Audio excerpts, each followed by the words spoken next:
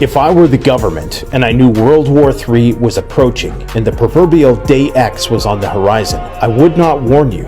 I would keep order. I would keep people calmed. Why? Because panic, not missiles, will break the country first. So the playbook, if you're the government, is simple. If you're preparing for war, you must project peace at all costs. This is the pacification paradox. The closer you get to war, the more you'll hear about peace. This is a deliberate strategy in which leaders project peace, normalcy, and market stability in order to suppress panic and preserve freedom of action while simultaneously accelerating covert mobilization and war preparations. Why is this a paradox? Well, the more peace is signaled, the closer large-scale escalation may be.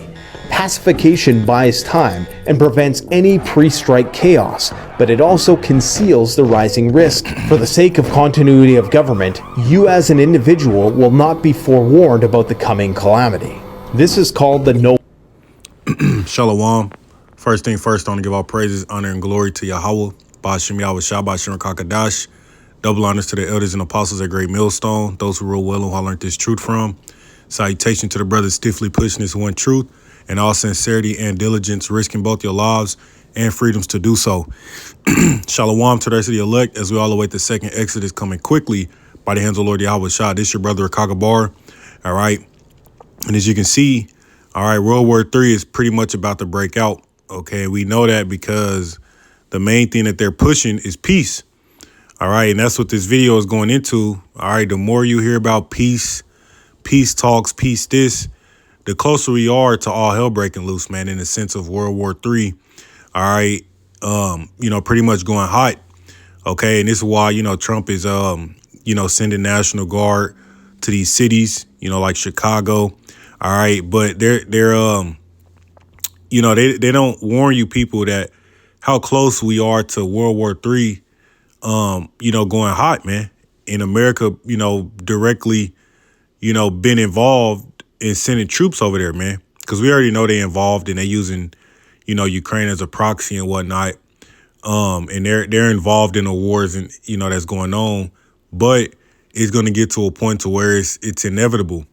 OK, and this is pretty much going into how before you get a chance to even realize it, they're going to talk about peace. So that way they don't have to worry about chaos from within ensuing first. All right, before that chaos from without, fully comes to be. OK, and this is what we're witnessing, man. And this is why scriptures say, 1 Thessalonians 5:1, but other times and other seasons, brethren, ye have no need that I write unto you. For yourselves know perfectly that the day of the Lord so cometh as a thief in the night. And matter of fact, let me rewind it. Lie. Governments justify with continuity. Rewind it because he pretty much just said that. Of government, you as an individual will not be forewarned about the coming calamity. This is called the... Yeah, you as an individual will not be forewarned about the calamity, meaning it's going to catch you like what? Like a thief in the night, because the whole time they've been telling you Trump, is going to get in office and he was going to end the wars and all of these particular things. And they're talking about peace, but the whole time things are escalating. Look at Venezuela. Look at, the moves China is making, man. When you actually pay attention, things are actually gotten much worse. And as they continue to talk about peace, what that tells us through the spirit is that any day now, this is going to be evident, man. All right. It says, for yourself know perfectly that the day of the Lord so cometh as a thief in the night. For when they shall say peace and safety. So this is a hint, man. Then sudden destruction cometh upon them as travail upon a woman with child, and they shall not escape. So let me play this video because I believe they called it the pacification paradox. All right, let me rewind it. Rewind it a little bit. You must project peace at all costs.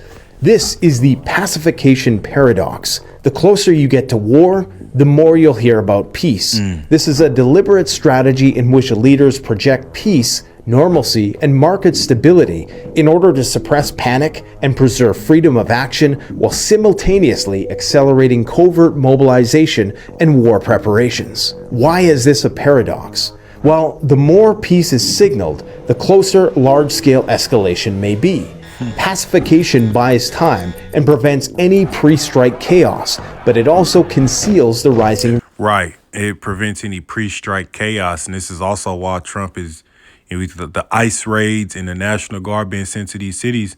He's pretty much getting the military in place so that way when chaos does ensue, all right, and we do have, whatever black swan event or, whatever takes place, they already have the troops in place to deal with the chaos, man. So if you can't see how close, how we are here, then, hey, man, you need to pray. All right, as an Israelite, man, you need to pray to Yahweh Shemiel Shabbat Kakadash. That he opens your eyes, man, because this thing is real. This thing is happening. All right. Risk. For the sake of continuity of government, you as an individual will not be forewarned about the coming calamity. This is called the noble lie. Governments justify withholding information from the public because it's perceived to be in the interests of the greater good. And it's funny because America definitely does that. They don't give a shit about you people, because when you look at France, and this just went out, France has pretty much warned hospitals to prepare for World War III by 2026. Okay, that's next year, man. Let's look that up, right? Because,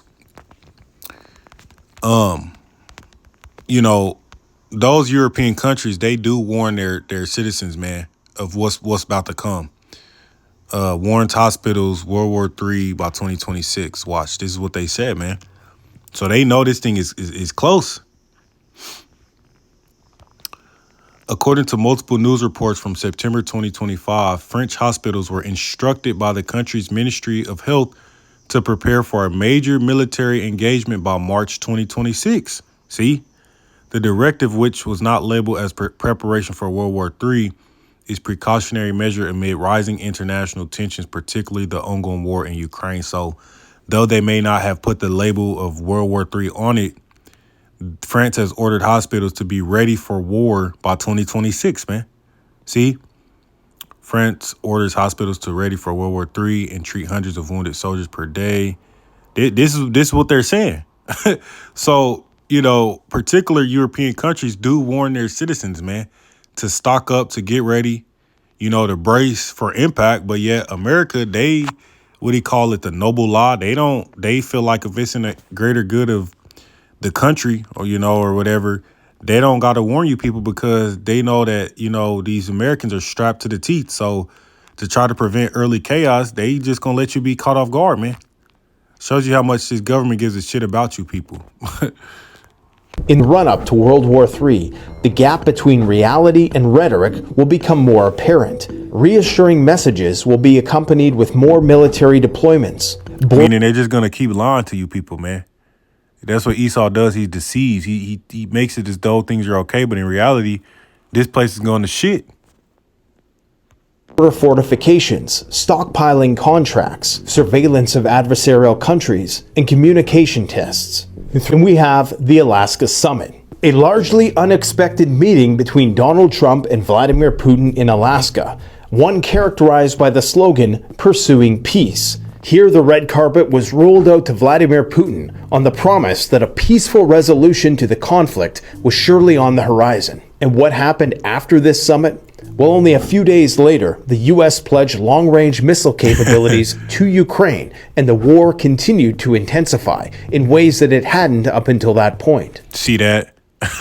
So the more you hear that peace shit, peace talks, peace this, understand and know that the war is even closer, man. The more you hear that shit, the more things are escalating and the worse things really are. All right. And he went over it in this video. The reason why they do that, man, because they don't want you people to bug the fuck out. They're not going to come on, I speculate, they're not going to come on television. You know what I'm saying? You hear the, like the purge sirens and they say World War III is officially commenced. And, by the time they do that shit, man, it's going to be too fucking late. They're showing you they want to catch you people off guard because they don't want to deal with all the chaos in-house, and that's another reason why they're getting them troops in place, man. See? So if World War III was imminent, what would you do if you were the government? Step number 1, Maintain order at all costs. Prevent market turmoil, civil unrest, looting, protests, panic buying, mass evacuations. I mean, and we've been seeing all those things, man, especially during the height of the pandemic. I mean, looting, all right, the panic buying, and how much more so now things are worse now, man. Things are actually worse, way worse. So, I mean, it's only a matter of time, man.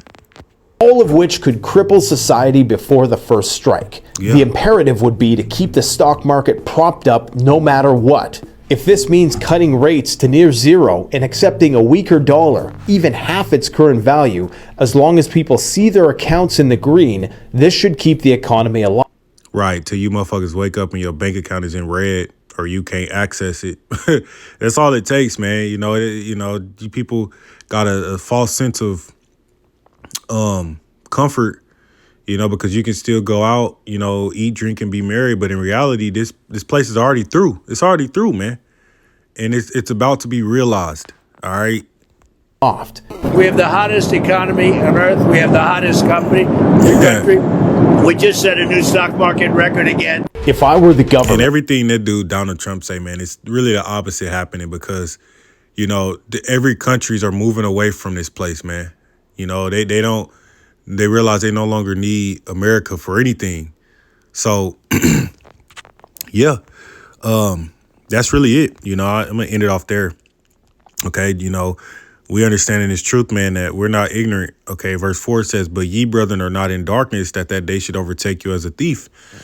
So we understand that we're high in the times of the Lord bringing about the third woe. Okay. And any moment, like a thief in the night, major shit is going to happen, man. And it's going to be a point of no return.